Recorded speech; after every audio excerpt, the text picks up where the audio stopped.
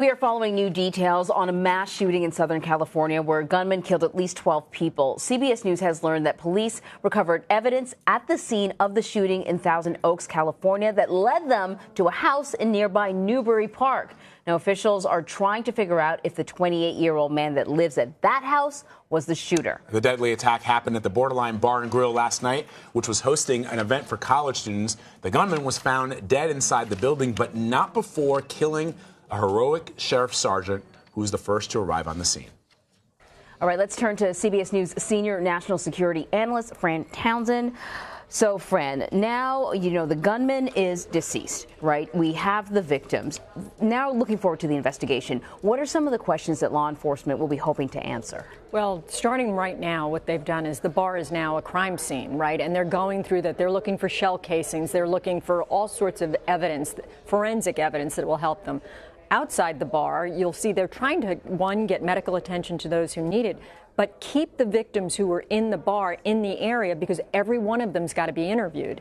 And so from there, you're looking, they will have taken the fingerprints of the gunman to try and identify him. They'll look, did he have any papers on him? Law enforcement calls that pocket litter. Anything that would have identified him, his home or residence, or his motivation. And all of that will begin to stitch a picture together. They'll be running the details on the gun to see where was the gun purchased, who's the legal owner, how was it obtained. All of that is what's going on right now. And some of these answers law enforcement may already have. We just don't have it. You know, witnesses say they didn't hear anything from the suspect during the shooting. Now, that may obviously change as the investigation continues, but this is only coming less than 2 weeks after that horrific attack in a synagogue in Pittsburgh. More and more, we're seeing soft targets attacked. Is there anything, I mean, there was a security guard in Pittsburgh, really not able to do anything. Right. A first responder, a police officer, Sergeant Ron Heelis, you know, bravely goes into a situation where he's probably in a more or less defensive posture because the gunman can see who's coming in through that door and still decides to go in there and try and rescue individuals. Is there anything that can be done to stop these from happening? There really isn't. I mean, so this country in Western Bar had a security guard, right, who was also shot. You had the yoga studio shooting. Right. These soft targets are very difficult. It's why you see the Department of Homeland Security going out and doing what they call active shooter training to give people sort of skills to minimize, mitigate the damage. But it doesn't deal with the underlying problem, right? We find ourselves every 2 weeks now we're here talking about this. And, you know, we've got a new Congress. We've got a new House. And the underlying problem are the guns in this country and what we're going to do about it. But that's, you can't, if you're waiting to deal with this until the gunman's coming through the door, you are not going to be successful in stopping it, or it's unlikely you're going to be successful. The place, you've got to stop it sooner in that chain of events, and it begins with who's buying guns and how are they obtaining them, and the gun issue, I think. But law enforcement over the past few years, several years, has changed the way it attacks these sort of incidents. The sheriff talked about how the sergeant went in really just minutes after arriving on the scene. He did not wait for significant backup. Can you talk to me a little bit about how the training has changed in regards to handling an active shooter situation? So, again, the primary, in an active shooter, if you're law enforcement, your primary sort of objective is to minimize fatalities and injuries.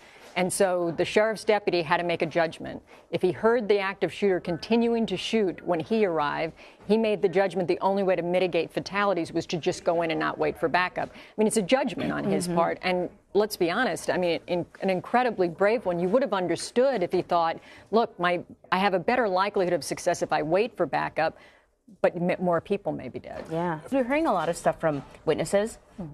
Some said they heard rapid fire. Some said there were flash bombs or smoke bombs or something like that. It's difficult to determine what exactly was happening inside there. Frank, can you just talk a little bit about when you're a witness in the middle of something like this? I mean, how accurate can you be? Right. And look, it's dark. There's absolute chaos. Your adrenaline is firing, right? Because the fight or flee instinct to survive is engaged. And so it becomes, you hear witnesses say, it's a blur to me. There was a lot of firing, but they can't tell you, was it in a single pull, right? Was the handgun a semi-automatic or not? They're not going to be able to tell you that. There was smoke. They don't know, was the smoke coming from a machine inside the bar, or was it a smoke bomb brought in by the shooter? It's all a blur to them, and that's why the crime scene is very important.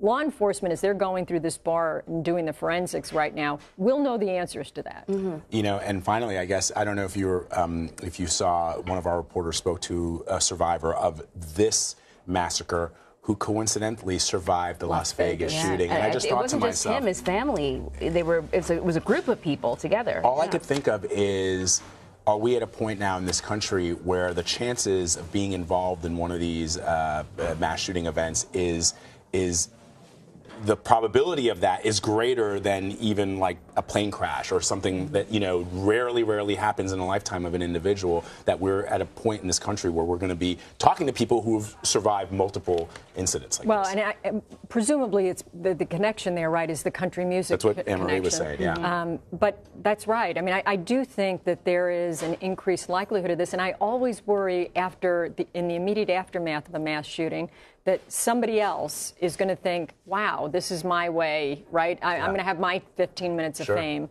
and grab a gun. And so, the synagogue was 2 weeks ago. We're in that same period now again after the country bar shooting. Yeah. Fran Townsend, always great to have your insight. Thank you. Appreciate it.